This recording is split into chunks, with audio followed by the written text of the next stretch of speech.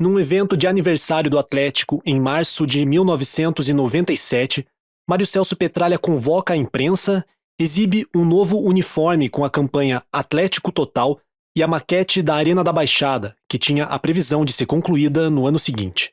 Até em tom de brincadeira dizia, né? Que pena que não estamos ainda em 98. Exatamente, eu gostaria de que esse ano já tivesse se passado, mas nós temos também muito trabalho, o trabalho dignifica e nos motiva, nos gratifica também. E esse ano que vamos viver aqui no Atlético, nessa administração, com a colaboração de todos os atleticanos, da mídia, da imprensa, de todos os meios de comunicação, de todos os segmentos da sociedade, a família atleticana vai nos trazer grandes alegrias, então vai ser muito bom realizarmos esse trabalho esse ano aqui no Atlético. Petralha tinha certeza que, com o apoio da mídia, da imprensa, 1997 seria um ano muito feliz e produtivo. Ele estava enganado.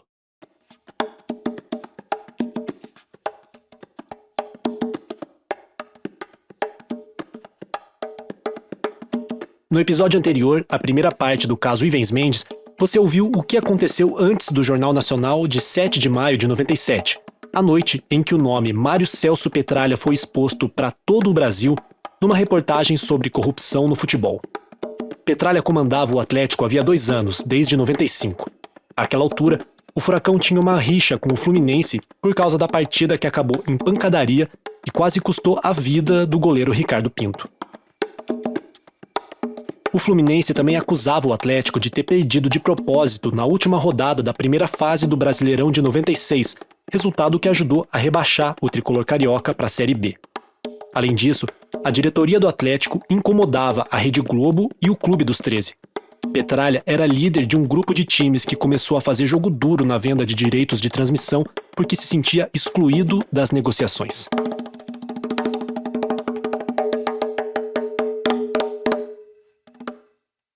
Até aqui, tudo que eu acabei de descrever são fatos. Se esses fatos estão relacionados ao escândalo de corrupção e em que medida eles estão relacionados, é um julgamento que eu deixo para você fazer. Mas não ainda. Tem muita informação que a gente gostaria que você ouvisse antes de cravar o seu veredito.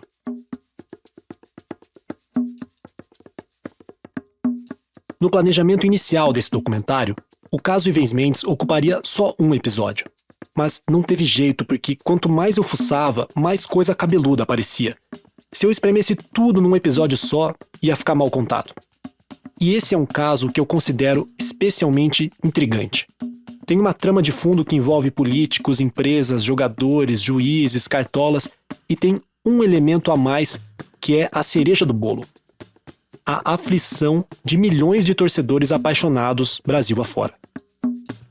Você vai ver que de 7 de maio até 21 de junho de 97, a agonia tomou conta do futebol brasileiro, de norte a sul. Meu time vai ser rebaixado, meu time pode subir, aquele título valeu, vão anular tudo.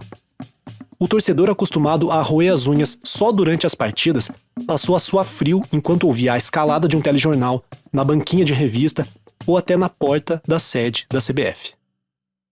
Fora dos gramados, muita coisa estava em jogo para Atlético Paranaense, Fluminense, Corinthians, Grêmio, Bragantino, Bahia, Náutico e outros clubes. Foram quase 2 meses de especulações e incertezas. Mais precisamente, 6 semanas e 3 dias em que o futebol saiu dos estádios para ser disputado na Justiça Desportiva, na Justiça Comum e no Congresso Nacional. Eu sou Felipe Andretta e esse é o Senhor da Razão, um documentário não autorizado sobre Mário Celso Petralha e o Atlético Paranaense. Ei, Petralha, I love you. A democracia é fundamental. Eu sou movido a dizer. Futebol não é assim, futebol não é fácil, essas pulhas. O tempo é o senhor da razão. É o tempo e o senhor da razão. Episódio 4, o caso Ivens Mendes, parte 2. Você lembra da origem do escândalo, né? Ivens Mendes era presidente da Comissão Nacional de Arbitragem de Futebol, a CONAF. Basicamente, era ele quem escalava o árbitro e os auxiliares de cada partida. Em 97, Ivens Mendes queria se candidatar a deputado e começou a fazer algumas obras no Triângulo Mineiro, sua base eleitoral. Ele pedia dinheiro a dirigentes de futebol para financiar aqueles projetos e, em troca, sugeria favores da arbitragem para o time do doador. Aí o telefone de Ivens Mendes foi grampeado e algumas conversas divulgadas no Jornal Nacional. O diálogo com o Petralha você já ouviu no episódio anterior. Alô? Mário Celso? É. Eu tô precisando que você me mande hoje 25 mil. Mas o Petralha não foi o único cartola com áudios publicados em rede nacional pela TV Globo. O Corinthians também aparece entre os clubes que estariam ajudando a campanha de Ivens Mendes. O contato dele é o próprio presidente Alberto do Ailib, como mostra a gravação. Você precisa ver aí o que eles vão me ajudar, hein, rapaz? Não, vai começar bem já. O que você chama de bem? Bom, não é por telefone que eu falo. Ah, né? mas não tem nada demais, conversa bem. Tanta gente ajuda tanto candidato. Não, já começa com 100. Aqui pode ficar tranquilo que vai sair o que você quiser. O presidente do Corinthians, Alberto do Ailib, não quis gravar entrevista. O senhor está perguntando se eu fiz depósito? O senhor tá Não, se alguém... Eu me recuso, não de forma nenhuma. Tá bom. Alberto do Ailib era um dos coronéis do futebol brasileiro. Ele presidiu o Corinthians por 14 anos, de 93 a 2007, e foi o dirigente mais vitorioso da história do clube. Ganhou 3 brasileiros, 2 Copas do Brasil, além do Mundial de Clubes de 2000.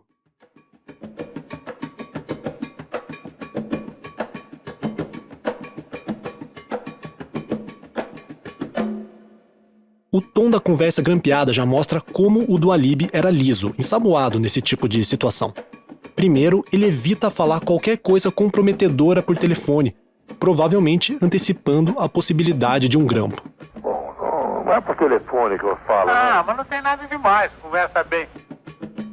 Depois, ele fala um valor de forma mais ou menos cifrada. Não, já começa com 100. A interpretação que todo mundo faz sobre 100 é a mesma. É o número 100. 100 reais seria um valor ridículo, e 100 milhões seria absurdo. Logo, do Ailib estava falando em 100 mil reais. Para se ter uma ideia, isso dá quase $500 mil em 2023, corrigido pela inflação. Bem, na verdade, nem todo mundo interpretou 100 como 100 mil reais. A defesa de do Ailib alegaria que a conversa era sobre a doação de 100 camisas para a campanha de Ivens Mendes. Claro, uma tese convincente pra caramba. A questão é que o grampo de Alberto do Ailib era, ao mesmo tempo, um problema e um certo alívio para o Atlético. Por um lado, era mais um indício do suposto esquema de corrupção entre Cartolas e Ivens Mendes, no qual o Petralha estaria envolvido. Por outro lado, o Furacão não ficava sozinho no escândalo. Em tese, se o Atlético fosse punido, o Corinthians tinha que ser também. E o time paulista, membro do Clube dos 13, tinha muito mais torcida e prestígio político para lutar nos bastidores para abafar o caso. Esperava-se que os dois times estivessem no mesmo barco. Eu conversei sobre isso com o jornalista Juca Kfouri, numa entrevista que os nossos apoiadores já receberam na íntegra com exclusividade. Você sabe que eu tenho um ponto de vista em relação a este episódio especificamente, digamos que, de certa maneira, se não absolve, atenua o papel do Petralha por uma coisa, por uma razão muito simples. Esse episódio envolveu, além dele, o presidente do Corinthians, Alberto do Ailib.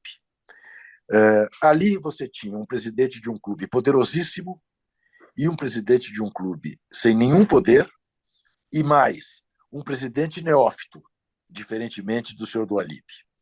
Eu vejo o Petralha ali muito mais como vítima dos gangsters da CBF do que propriamente como cúmplice.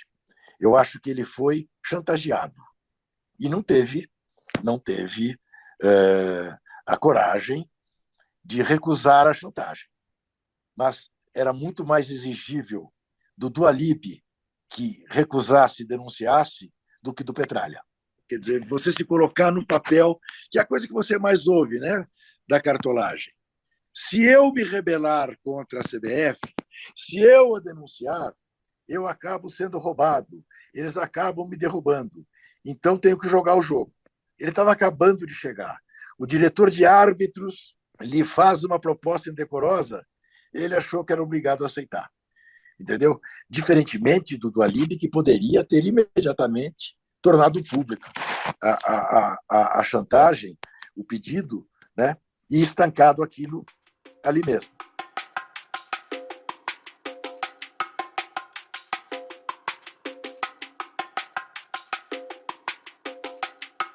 No dia seguinte à reportagem do Jornal Nacional, a imprensa fez vigília em frente à Baixada, à espera de uma declaração do Petralha. O time ainda treinava no campo do Joaquim Américo, enquanto tratores demoliam parte das arquibancadas. A administração ficava num sobrado de tijolo à vista que existe até hoje, entre o estádio e a praça, na esquina das ruas Buenos Aires e Engenheiros Rebouças. Na época, nem todo jogador tinha carro. Os que tinham estacionavam ali mesmo, no quintal do sobrado, e acabavam respondendo à imprensa ao atravessar a rua. Uma realidade muito diferente da atual, em que jogadores de comissão técnica ganham bem e ficam quase blindados dentro do CT do Caju. Ouça o que falou o zagueiro Andrei e, na sequência, o atacante Oséias, ambos para o SBT. E quem tem que resolver são as pessoas do lado de fora. Nós, dentro de campo, que nós estamos fazendo isso, nós temos que estar super tranquilo para nós alcançar nosso objetivo, que é o título. Para nós vamos esquecer isso aí e pensar no jogo de sábado, que é muito importante para nós. O técnico Jair Pereira ficou irritado e não quis falar sobre o assunto. Rapaz, eu sou treinador do Atlético, isso você tem que perguntar ao pessoal aí. Algumas fontes me relataram que, na noite anterior, o Petralha viu a reportagem acompanhado de aliados próximos. Depois de ter dado entrevista ao repórter Marcelo Rezende, ele só esperava para saber o tamanho da pancada que viria no Jornal Nacional. E a pancada foi grande, né? Na mesma noite, Petralha começou a armar a sua estratégia de defesa. E a primeira decisão foi o isolamento. O presidente do Atlético Paranaense, Celso Petralha, não apareceu hoje na sede do clube em Curitiba.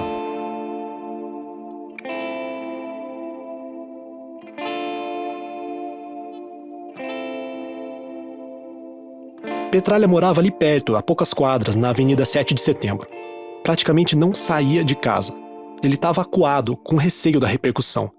Tinha medo também da reação da torcida, já que o clube podia ser punido por causa da atuação dele como presidente.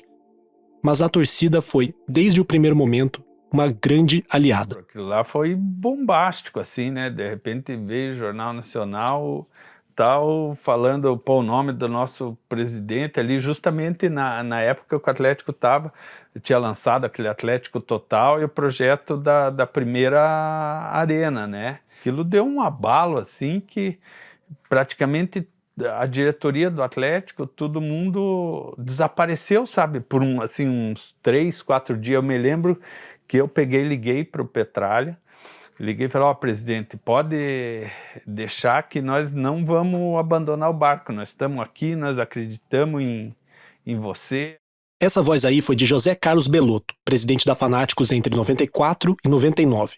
O vice dele era o Julião da Caveira, que você ouviu em episódios anteriores, e que assumiria a maior torcida organizada do Atlético na sequência. Belotto me recebeu na casa dele, um sobrado no Xaxim, zona sul de Curitiba. Ele já teve sua fase mais encrenqueira, mas hoje foge do estereótipo de hooligan aposentado. É técnico da UFPR e um entusiasta da ciclomobilidade. Aos 60 anos, está concluindo um doutorado e é muito bom de papo. Ele conta até com certo orgulho que, com o sumiço da diretoria atleticana após a reportagem, foi a Fanáticos que assumiu a defesa do clube. Não com advogados, mas com atos públicos. E teve assim, eu não me lembro, sei lá, 5, 6 dias, uma semana, mais ou menos. Você pode achar que é pretensioso falar assim, mas quem comandou o Atlético ali fui eu, porque desapareceu toda a diretoria, os funcionários estavam lá, era lá naquela casa lá, perdido, não aparecia ninguém, e quem começou a dar ordem era nós mesmo ali da torcida, né?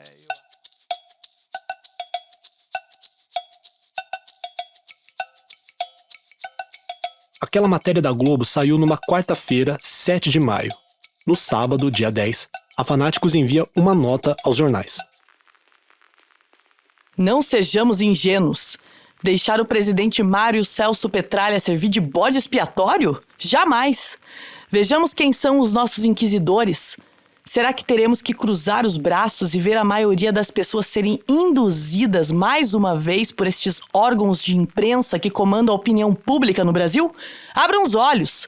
Dirigentes de clubes que construíram seu glorioso passado às custas de conchavos e negociatas e agora querem esbravejar. Realmente é muita demagogia. No mesmo sábado, o Atlético vence o Matsubara por 4-1 no Pinheirão pelo Campeonato Paranaense. A torcida entoa o nome do presidente, leva uma faixa que dizia Petralha, estamos com você, e outra faixa com a mensagem: Rede Globo, CBF, Clube dos 13. Assassinaram a alegria. E essas foram apenas as primeiras de muitas ações que a Fanáticos organizaria em defesa de Mário Celso Petralha. A briga estava apenas começando. À tarde, o presidente da CBF, Ricardo Teixeira, anunciou a abertura de um inquérito no Tribunal de Justiça Desportiva para apurar as denúncias contra Ivens Mendes. A única vítima desse assunto é a CBF, que obviamente tinha dentro do seu corpo de funcionários alguém que, até prova em contrário, teria um grave problema para a nossa arbitragem. A batalha jurídica e política começou assim que a Globo divulgou a matéria sobre o caso.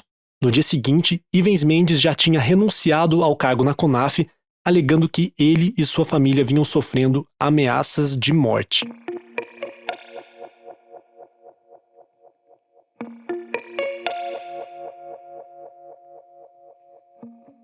Ricardo Teixeira, presidente da CBF, decide suspender preventivamente Petralha e Dualib.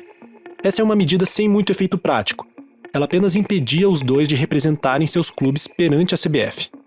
Quem assume formalmente o Atlético é o vice-presidente Ademir Adur. Ele e o Conselho Deliberativo fazem pronunciamentos de apoio ao Petralha.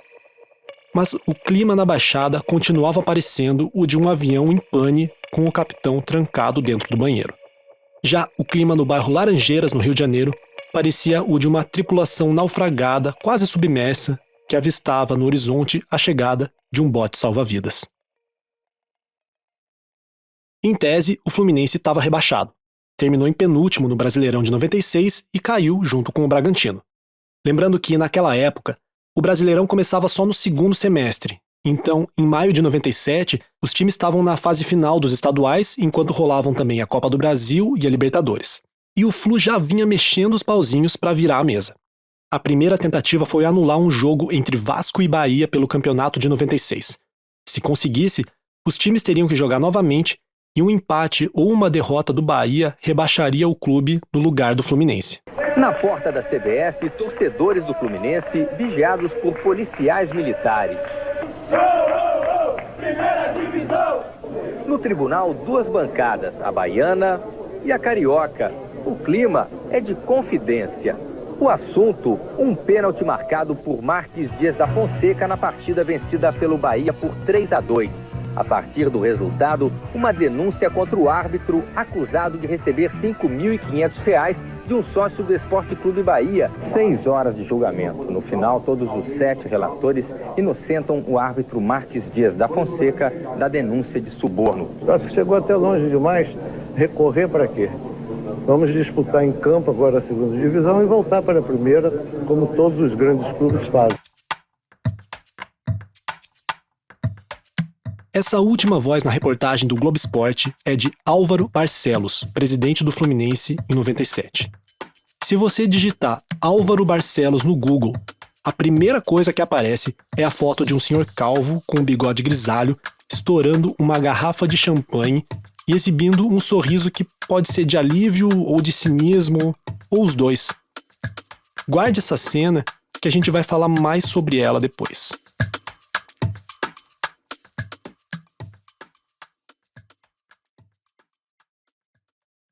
As vozes de Petralha e Ivens Mendes num grampo telefônico soavam como música nas Laranjeiras. Música gospel, talvez. Era a esperança da salvação. Faltavam menos de 2 meses para começar o Brasileirão. De repente, cai no colo do Fluminense um fato novo para se salvar da Série B.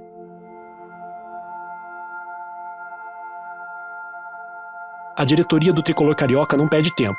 Começa imediatamente a articular o rebaixamento do Atlético. E não está sozinha nessa. Recebe publicamente o apoio do Clube dos 13 e da Federação Carioca. A ideia era simples. Cai o Atlético, punido por corromper a arbitragem, sobra uma vaga na primeira divisão, que naturalmente seria ocupada pelo Fluminense. Mas por quê? Por que cairia só o Atlético, se o Corinthians também estava envolvido? Por que a vaga do Atlético ficaria com o Fluminense, penúltimo da Série A, e não com o Náutico, por exemplo, terceiro colocado da Série B? Por quê?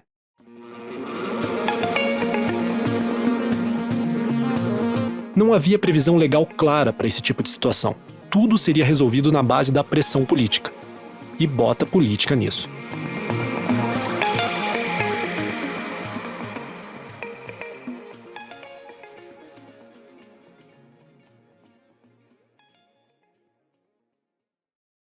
O Petralha só se manifestou uma semana depois daquele Jornal Nacional. No dia 14 de maio, ele enviou uma nota aos principais meios de comunicação. Eu vi, estarrecido, minha própria imagem no Jornal Nacional da Rede Globo em meio a denúncias de corrupção no futebol brasileiro. Chocado, preferi o silêncio. Estive ao longo desses dias refletindo para que a emoção não desviasse a racionalidade da minha resposta.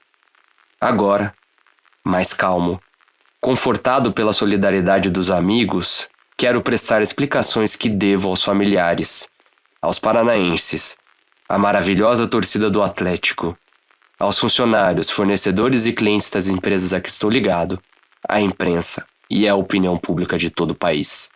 Na sequência, Petralha enumera 10 argumentos em sua defesa. Entre eles: não sou réu, sou vítima. Fui coagido e reagi com prudente receio para não prejudicar o Atlético. Não corrompi ninguém.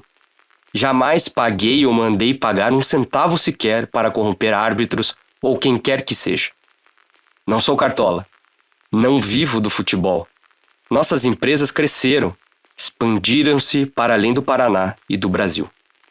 Eis uma autocrítica. Sou um homem de grandes paixões.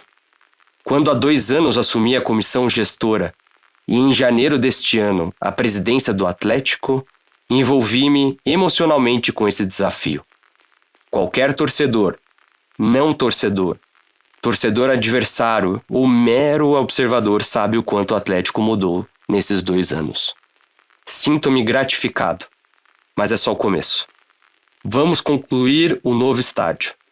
Este é um compromisso pessoal meu e dos companheiros da diretoria.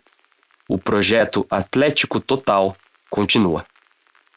E Petralha termina sua nota com a seguinte frase: para finalizar, quero dizer que as dificuldades não abateram o meu ânimo e agradeço de todo o coração a solidariedade que tenho recebido.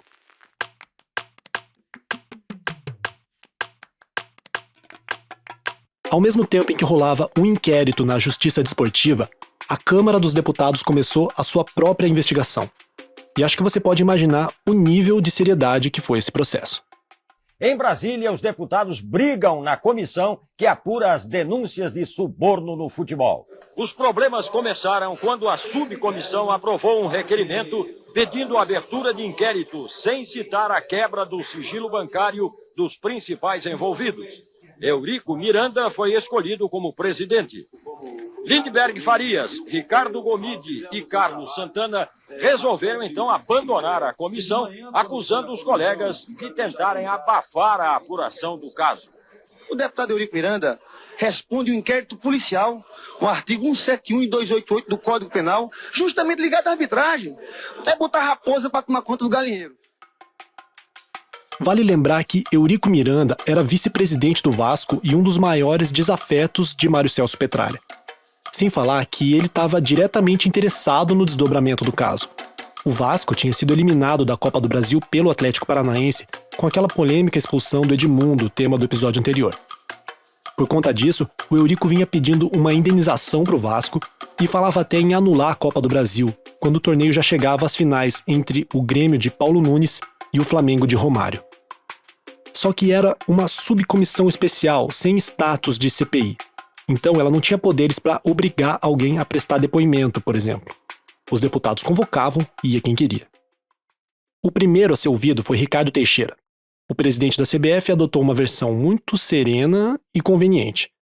Ninguém sabia de nada, ninguém pagou nem recebeu propina, a culpa era toda do Ivens Mendes, um traidor da confiança dele. Essa mesma sessão virou um circo. Alguns parlamentares usaram a tribuna para questionar a escalação da lateral direita da seleção. Aí a falta de seriedade repercutiu mal. Na sessão seguinte, em 27 de maio, Eurico Miranda tenta colocar ordem na casa e faz uma sabatina mais pesada com o depoente da vez, Mário Celso Petralha.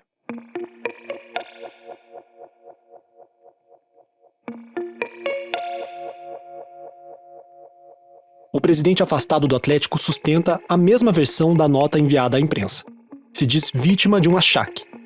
Diz também que, se os diálogos fossem divulgados na íntegra, as pessoas veriam que ele não pagou nada para o Ivens Mendes.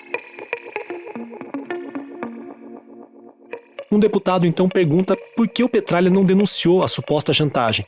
E ele responde assim: Deputado, sou cristão novo no futebol. Existem outros dirigentes que estão há muito mais tempo do que eu. Não seria eu, sem provas ou materializando provas de forma ilícita, que iria fazer qualquer denúncia. Não seria eu, o presidente de um grupo de 11 clubes emergentes e considerados pequenos. Não seria eu, contra um homem poderoso que está há 10 anos numa posição como o Sr. Ivens Mendes esteve, que faria, sem provas, qualquer denúncia. A subcomissão ainda ouviria personalidades como o jornalista Paulo Vinícius Coelho, o PVC, e até o Pelé. O PVC era repórter da Placar e tinha revelado mais acusações contra o Ivens Mendes, que envolviam a manipulação de jogos das eliminatórias da Copa do Mundo. Já o Pelé era ministro dos esportes do governo Fernando Henrique e dizia desde o começo que o caso Ivens Mendes envergonhava o futebol brasileiro.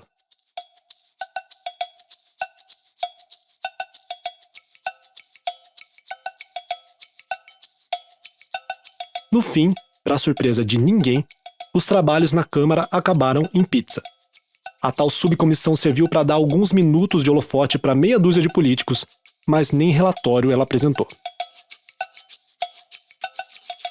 O processo que importava mesmo rolava na Justiça Desportiva. O primeiro julgamento foi em 5 de junho de 1997. Do lado de fora da CBF, 150 torcedores do Atlético Paranaense aguardam o resultado. Com eles também a torcida do Fluminense. Por muito pouco a manifestação não se transforma em pancadaria. Frente a frente, eles se desafiam.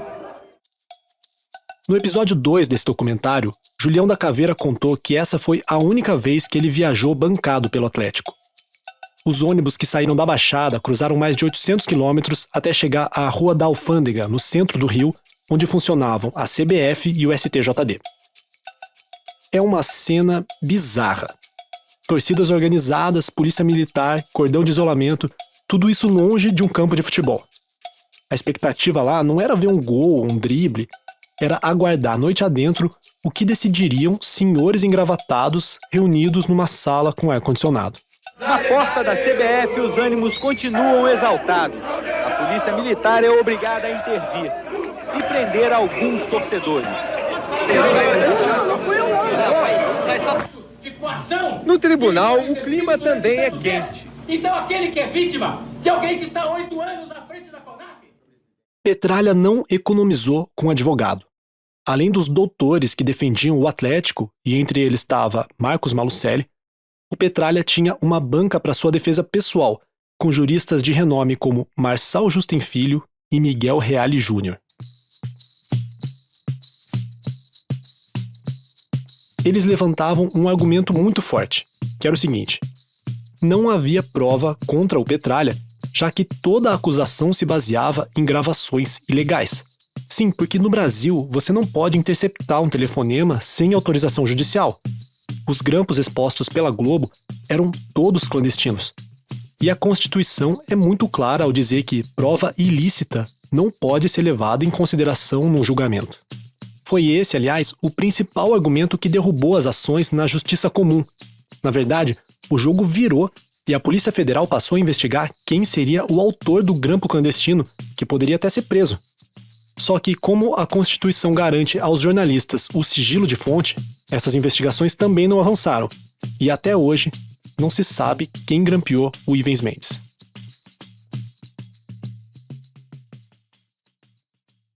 Bem, na Justiça Desportiva, a tese dos advogados do Petralha não colou. O presidente do tribunal, Luiz Sveiter, fez um malabarismo argumentativo.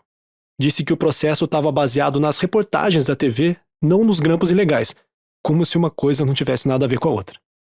E aí veio o veredito. Depois de 4 horas e meia de julgamento, o Superior Tribunal de Justiça Desportiva está impondo neste momento a maior punição para todos os envolvidos no escândalo do futebol. O presidente do Atlético Paranaense, Mário Celso Petralha, e o ex-presidente da CONAF, Ivens Mendes, estão para sempre eliminados do futebol. O presidente do Corinthians, Alberto do Alibe, fica suspenso das atividades ligadas ao futebol por 2 anos. Já o Atlético Paranaense está suspenso das competições no Brasil e no exterior por 1 ano, que o deixa fora do próximo Campeonato Brasileiro. Os torcedores do Fluminense vão para casa comemorar um possível retorno à primeira divisão. Para os apaixonados atleticanos, a volta vai ser bem mais longa. Campeonato Brasileiro passado nós jogamos bola. Numa canetada eu vou querer rebaixar nós. Se for assim, vai doer bastante.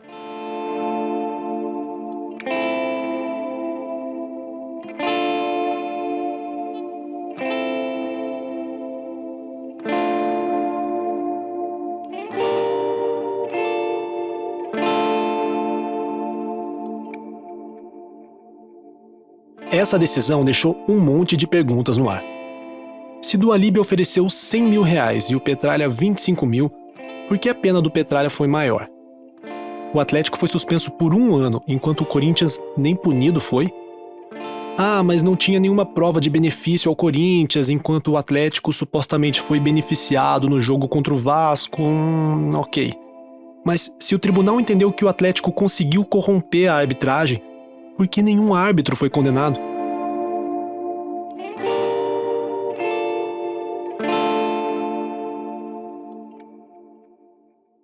Outra questão que não foi decidida pelo STJD naquela noite é o que seria feito com a Série A sem o Atlético. Tinha uma vaga sobrando, e todo mundo sabia quem era o clube favorito para ficar com ela.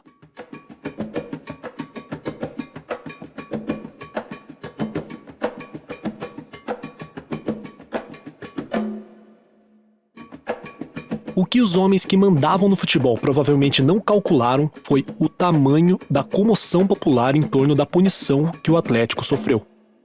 A decisão de suspender um clube por 1 ano foi vista como sacanagem por grande parte da opinião pública. Até o Pelé, ministro dos esportes, saiu em defesa do Furacão. A punição agitou ainda mais a organização de atos a favor do Atlético.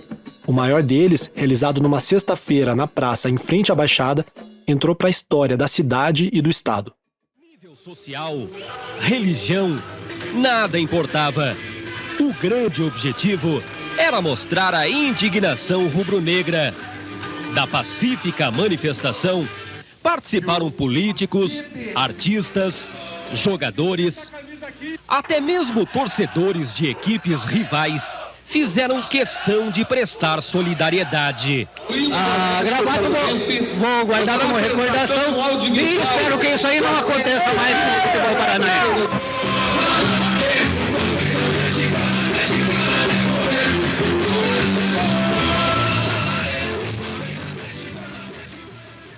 O Coxa Branca vestindo uma gravata rubro-negra, abraçado com atleticanos, é uma imagem que resume um pouco o clima de união que tomou conta de Curitiba. Claro, teve muito coxa e paranista comemorando a tragédia do rival.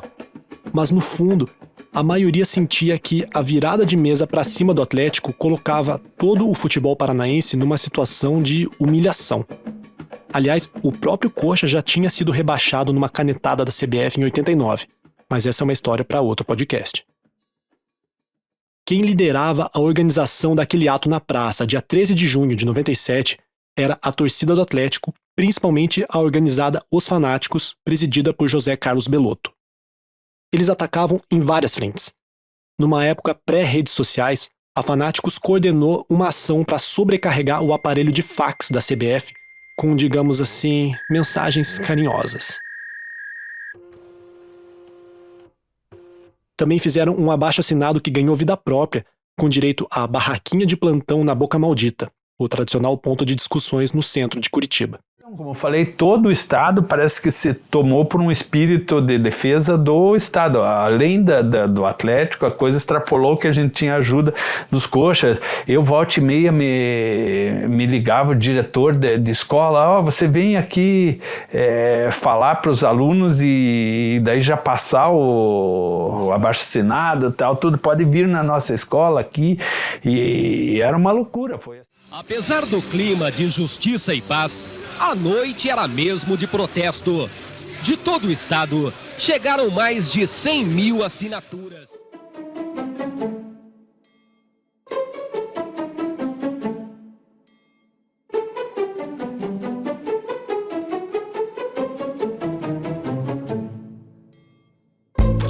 O ato em defesa do Atlético virou uma grande festa, com palanque político, bandas, espetinho, pipoca, chopp. E é nessas circunstâncias que coisas estranhas começam a acontecer. Aí apareceu um cara maluco lá, que era de Londrina, lá falando que queria fazer greve de fome. Aí eu chamei o advogado da torcida, falei, o cara quer fazer greve de fome, eu acho que isso vai dar repercussão, né, tal, não sei o que dá para fazer. Ele falou, é bom fazer uma garantia, vamos fazer um termo aqui, ele isentando a torcida, o clube, falando que ele está fazendo por livre, espontânea vontade, e aí nós alojamos o cara bem na recepção do Atlético ali, colocamos um colchão. A indignação é tanta que o torcedor resolveu fazer greve de fome. Por que você tomou essa decisão?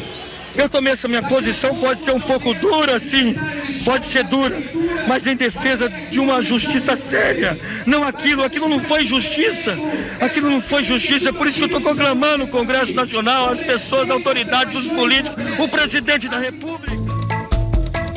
Eu fiz uma pesquisa sobre esse londrinense aí e achei duas curiosidades. 1. Não foi a primeira greve de fome dele. O cara já tinha feito o mesmo gesto durante 19 dias contra o aumento da passagem de ônibus em Londrina. 2. Essa greve de fome em frente à Baixada durou quase uma semana, mas foi interrompida porque o sujeito pegou uma gripe e foi encaminhado para o hospital. Outra coisa inusitada que aconteceu naquele dia foi que a diretoria atleticana quase invadiu a sede da RPC, afiliada da Rede Globo no Paraná. Maranhão, o teu carro que está mais decorado, você vai puxando a carreata, mas não para lá na frente da RPC, que a RPC ainda era no Castelo do Batel, que vai dar caca. E daí, assim, foi saindo, e daí tinha tanta gente que de repente o Maranhão já tinha chegado lá na RPC, ainda tinha gente, que eu falei, eu só vou no último, depois que sair o último carro, eu vou. E ainda estava liberando gente ali da Praça do Atlético, me liga o Maranhão lá. Falei, Beloto, tal, não adiantou, o pessoal parou aqui na frente da RPC, estão querendo invadir aqui o Castelo do Batel. Falei, ai, meu Deus, que caca. Essa história completa vai sair no próximo episódio exclusivo que a gente vai mandar para apoiadores do documentário. Para ter acesso, basta contribuir com pelo menos R$ 70 no Pix, contato@senhordarrazão.com.br ou pelo site apoia.se/Senhor da Razão. Nesse material extra, você vai ouvir também os bastidores da construção da sede da Fanáticos, o dia em que o Beloto achou que podia falar grosso com o Petralha, tomou uma dura e saiu com o rabinho entre as pernas. Cheguei lá e tal para falar com o presidente, entrei meio assim, eu quero ver o que está acontecendo aí, que proibiram nossos caminhões. Ele fala assim para mim, primeiro baixa a bola aí, guri, fale mansinho, mansinho aqui. E daí falou, eu assumi o Atlético porque eu tenho poder, eu podia ser qualquer coisa no estado que eu quisesse, então você baixe a bola e escute eu primeiro falar, depois você... O que quase ninguém sabe é que, por trás das ações da torcida para defender o Atlético, estava a figura mais influente da política paranaense, Aníbal Cury. Para resumir bem resumido, Aníbal Cury foi deputado estadual e presidente da Assembleia Legislativa tantas vezes que chega a ser difícil fazer uma conta precisa. Mesmo quando ele não ocupava a cadeira de presidente, todo mundo sabia quem era o homem que mandava na Assembleia. Aliás, ele mandava no Estado de modo geral. Foi governador interino diversas vezes e tinha apadrinhados políticos em praticamente todos os órgãos. E um detalhe: não apenas era atleticano, como também foi presidente do Furacão na década de 70. Me levaram para conversar com a Aníbal, me lembro que eu cheguei lá e daí me apresentaram e tal. Ele falou: filho, que sacanagem, né, que estão fazendo com o nosso time, né? Ele falou: mas pode deixar nós fazemos esses caras dobrar as pernas. Ele falou: a gente tem que pegar ele pelo bolso, pela questão. Ele falou: vamos ver então algumas coisas aqui. Já mandou um assessor dele: vai lá na Fedato, sei lá, e compra produto da Nike, que não sei o que era patrocinador da CBF. Ele falou: você tem coragem de pegar um pessoal e ir lá na Boca Maldita e fazer uma queima de produtos da Nike? Eu falei: vamos. Aí outra, ele falou também: eu vou articular, você vai lá no programa do Ratinho, que já era em cadeia nacional, também você vai lá. E fui no programa, no outro dia eu já estava lá.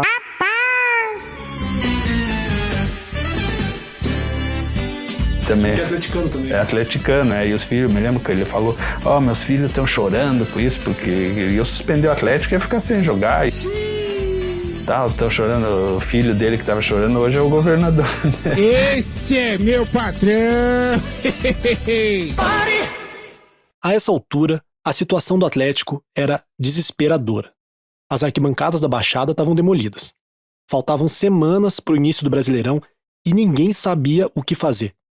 A suspensão por um ano impactava a vida não só de jogadores e torcedores, mas também de dezenas de funcionários do clube. Num ato revestido de gentileza, mas que soou como um deboche, o presidente do Flamengo, Kleber Leite, ofereceu para que todos os jogadores do Furacão fossem jogar lá por um ano. Na verdade, ele estava de olho na dupla Oséias e Paulo Rink, cobiçada pelo mercado da bola. O elenco do Atlético tinha recebido férias depois do campeonato estadual, vencido pelo Paraná Clube, e alguns jogadores não se reapresentaram em meados de junho. Afinal, se o clube estava suspenso, qual o objetivo de treinar? Foi então que Aníbal Cury, a maior raposa da política paranaense, sugeriu para o Belotto uma ação de protesto digna de filme. E daí tinha o plano mais ousado, sorte que antes a coisa começou a se resolver, não precisou a gente fazer. Ele falou assim: você vai arrumar umas 500 cabeças e vocês vão lá e invadam o aeroporto. Invade a pista, entre na pista do aeroporto com bandeira, com tudo, e fecha o aeroporto de Curitiba, como parte do protesto do Atlético. Ele falou: eu garanto, por 2 horas eu consigo segurar a polícia. Ele falou: depois de 2 horas, saiam correndo que a polícia vai entrar lá. E desceu o cacete em vocês. Pois é, para a sorte dos passageiros que passariam pelo aeroporto Afonso Pena, uma nova decisão da CBF mudou os rumos do Atlético e acalmou os ânimos em Curitiba.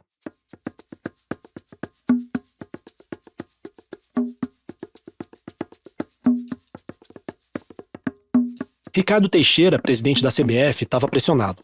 De um lado tinha o Fluminense, apoiado pelo Clube dos 13 e pela Federação Carioca, articulando para ficar com a 24ª vaga da Série A.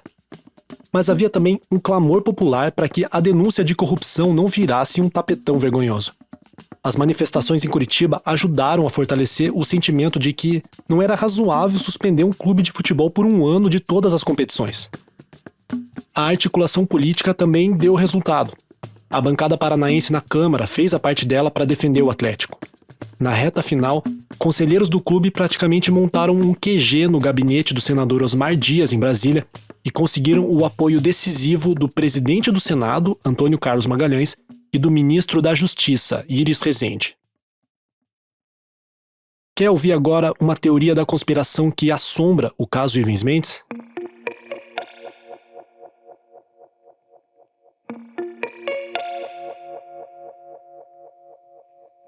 Eurico Miranda, vice do Vasco e presidente da subcomissão na Câmara, disse ter conseguido cópia das fitas com 18 horas de grampos telefônicos. Outras reportagens falavam que o material bruto entregue ao jornalista Marcelo Rezende tinha mais de 20 horas. Essas gravações, dizem as más línguas, podiam dar problema para muita gente e teriam sido usadas para chantagear a cúpula da CBF. Algo na linha do: ou você resolve a situação do meu time, ou eu jogo merda no ventilador e todo mundo vai entrar na dança. conspiração ou não, o fato é que a CBF deu um jeitinho que agradou quase todo mundo. Folha de São Paulo, 21 de junho de 97. A CBF rompeu ontem com seu próprio estatuto e reconduziu o Fluminense e o Bragantino à primeira divisão do Campeonato Brasileiro. Em vez dos 24 times definidos desde o ano passado e referendados pelo Conselho Técnico dos clubes, que aprovou o regulamento, a competição terá 26 participantes. Anteontem, o STJD havia assegurado a participação do Atlético Paranaense no campeonato, apesar da suspensão. O arranjo político que resultou na nova fórmula foi conduzido pelo presidente da CBF, Ricardo Teixeira, que sofreu as maiores pressões e ameaças desde quando passou a dirigir a entidade em 1989. O dirigente saiu às pressas da CBF, evitando os repórteres, mas um atraso de cerca de 5 minutos do seu carro o fez esperar na calçada, com seguranças. Ele se recusou pelo menos 14 vezes a falar sobre a decisão. Atrás dele, cerca de 20 torcedores do Fluminense cantavam o hino do clube, destacando o verso: "Quem espera sempre alcança".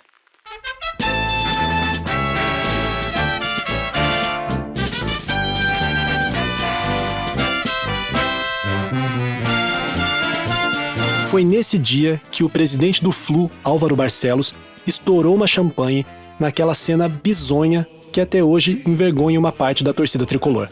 Afinal, por mais que a decisão da CBF fosse um alívio, livrava o Fluminense do rebaixamento, ela continuava sendo uma mancha na história do clube, não um fato para ser celebrado como um título com festa espalhafatosa.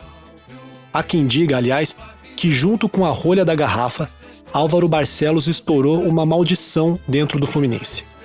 5 meses depois, o clube terminaria o Brasileirão em penúltimo novamente, sendo enfim rebaixado.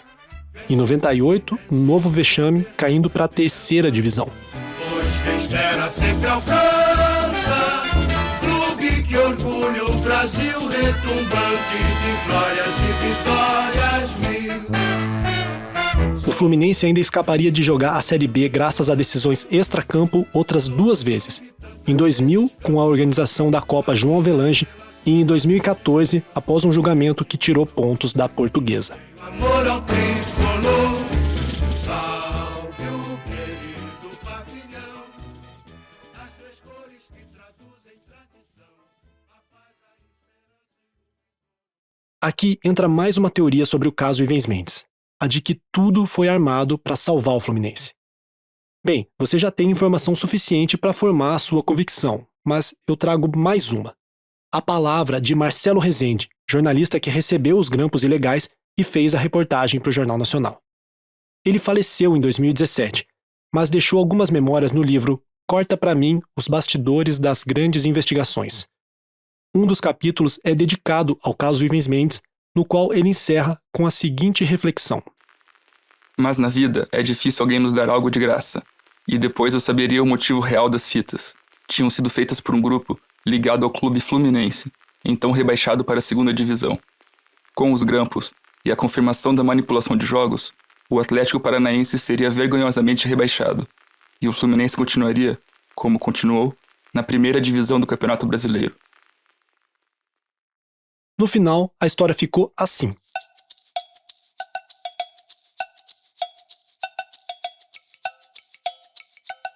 A CBF cancelou todos os rebaixamentos das séries A e B de 96, decisão que beneficiou Fluminense, Bragantino, Goiatuba, Sergipe e Central. O Atlético Paranaense não foi suspenso, mas foi punido com a perda de 5 pontos na Série A de 97. Terminou o ano em 18º lugar. E o Petralha? Mais de um ano depois, em setembro de 98, num julgamento que passou quase despercebido pela imprensa, a Justiça Desportiva reduziu para 1 ano de suspensão as penas de Mário Celso Petralha e de Alberto Dualib, presidente do Corinthians. Foi considerado então que os dois já tinham cumprido a pena e estavam livres para atuar.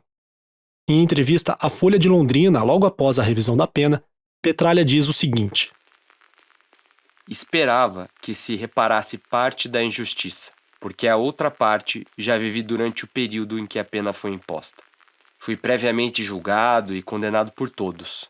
O que eu e minha família sofremos nesses 15 meses não tem como ser reparado. Quero dar o fato como encerrado e virar essa página da história da minha vida. E para encerrar esse assunto, a gente fala sobre a última teoria envolvendo o caso Inves Mendes. A de que o Petralha só passou por tudo isso por ter comprado uma briga contra a Rede Globo. Juca Kfouri discorda. Eu acho que é um pouco teoria da conspiração. Que a Globo não ouvia com bons olhos é evidente, né? Como não viu durante um largo período o Márcio Braga, no começo dos anos 90. Né? Só que o Márcio Braga era o presidente do Flamengo. E aí o Márcio Braga fazia todo mundo recuar. A Globo, a CBF, a FIFA, inclusive, recuou. Mas, então, acho que a Globo não participaria de uma artimanha. Vamos pegar esse cara com a boca na botija. Seu Ivens, faça esse serviço para nós. Até porque, se fosse isso, não envolveria o do Alib. Não precisaria envolver o do Alib, que era parceiro da Globo. Acho que não. Aí, teorias do seu Petralha, né? Para se fazer de vítima.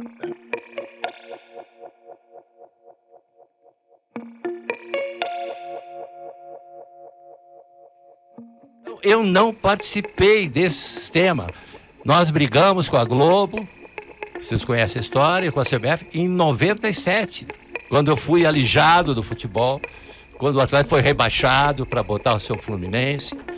O sistema é podre, corrupto, uma vida toda. E nós optamos em não fazer parte disso. E seguimos a nossa vida. É o preço. Você ouviu o 4º episódio do Senhor da Razão, um documentário independente e não autorizado sobre Mário Celso Petralha e o Atlético Paranaense. Gostou do nosso trabalho? Avalie o podcast no seu tocador e siga a gente no YouTube e nas redes sociais. Se puder, contribua com qualquer valor no site apoia.se/Senhor da Razão ou pelo Pix no e-mail contato@senhordarrazão.com.br. Senhor da Razão tudo junto, sem tio nem interrogação. Esse documentário tem pesquisa, produção, entrevistas, locução, roteiro e edição sonora de Felipe Andretta. As locuções foram gravadas com o apoio da Arnica Cultural em Curitiba. A leitura de falas do Petralha estão na voz do atleticano João Vitor Xavier. As outras leituras de documentos são feitas pela Andréa Porto, que não torce pra ninguém. A vinheta e as trilhas sonoras são do palmeirense Vinícius Antunes, com áudios da Soundstripe e da Artlist. O site e a identidade visual são do flamenguista Fabrício Vinhas. A gestão das redes sociais tem o apoio de Lucas Daniel de Lima, que também não torce pra time nenhum. E a assistência de produção é do atleticano André Carneiro, que ainda leu o trecho do livro de Marcelo Rezende. Além das entrevistas exclusivas, esse episódio usou áudios de CNT, Rede Globo, SBT, Rádio Transamérica, TV Band, Gazeta do Povo, ESPN, Atlético Paranaense, Sport TV, Fox Sports. Obrigado e até a próxima!